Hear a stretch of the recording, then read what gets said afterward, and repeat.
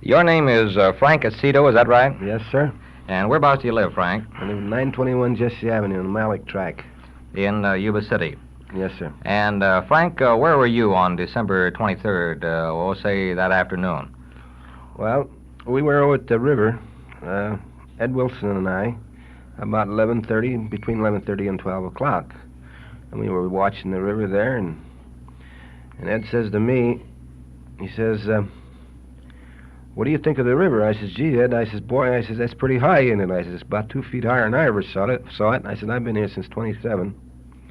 He says, yeah. He says, I think she's going to break someplace. I says, well, I'm for sure that it is.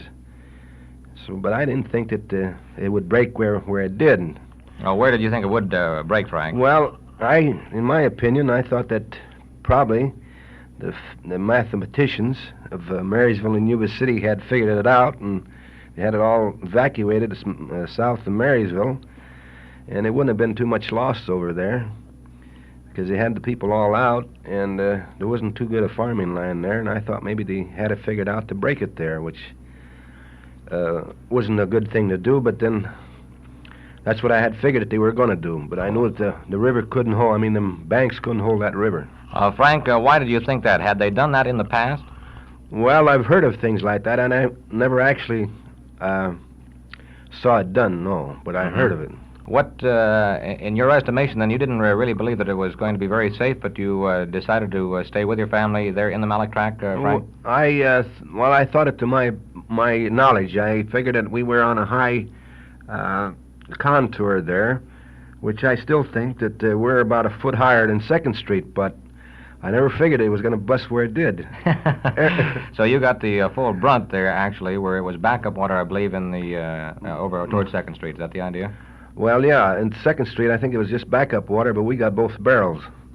Then she says we still were listening to the radio about 9:30, 10 o'clock when we generally go to sleep. She says, what do you think?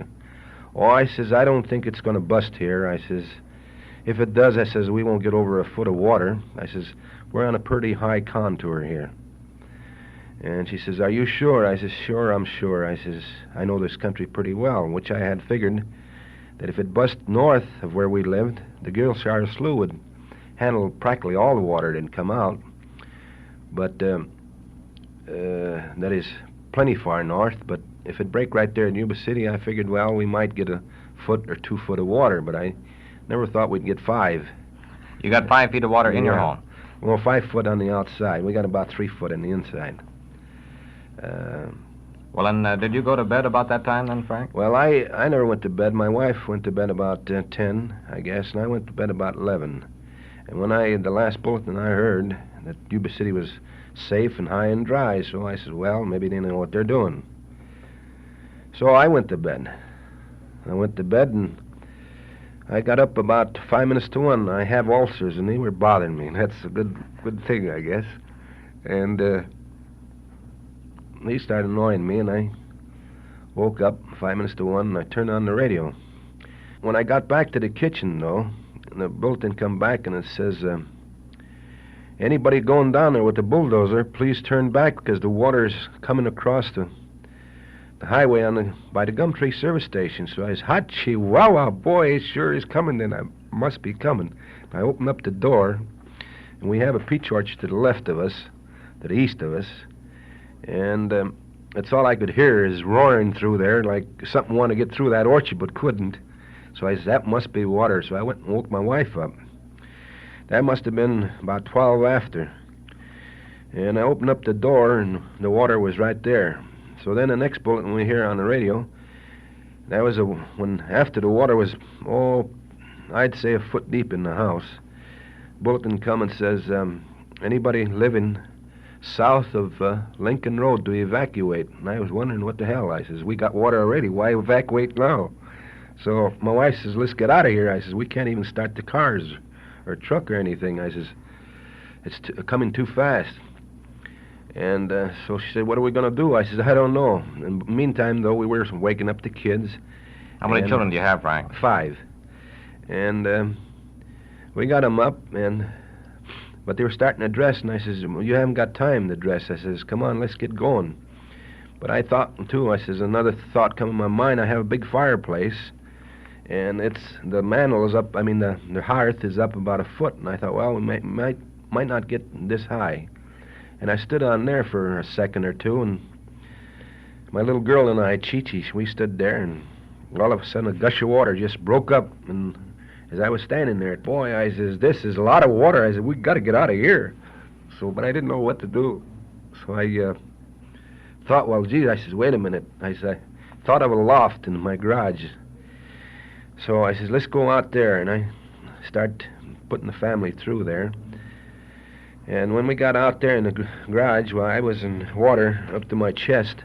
It was about a little over 4 feet then. Were you packing the children, or how did you get them out there? We were packing them. I had one, and my oldest girl had another one, and my wife had the baby. So I got up on top of the car and started throwing them up on the loft. And then I made myself as a human ladder to get my other kids up. They crawled up on my back. And how I got up there myself, I don't know, because I never could make it before. I think everybody found they could do lots of things they couldn't do before. Yeah. And is that where you well, we perched there. There?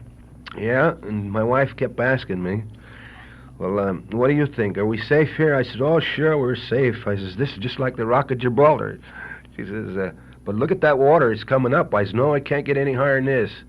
But I was still scared. I still kept seeing it on the car. It was over the hood, but it kept rising. And I thought to myself, I says, geez, I said, now I wonder if I could be wrong again. That, of course, was quite an ordeal.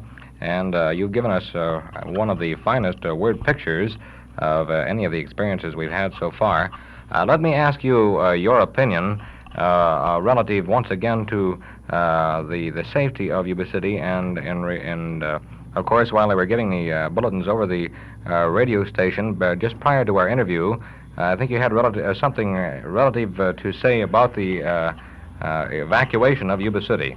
Yes, I do. I think if we had some politicians over there that know what they're doing, that thing wouldn't have happened, or at least we could have got out of there, because any 10-year-old kid could figure out better than they did that river was going to bust, but where they didn't know, and why take the chance. That's what I can't figure out.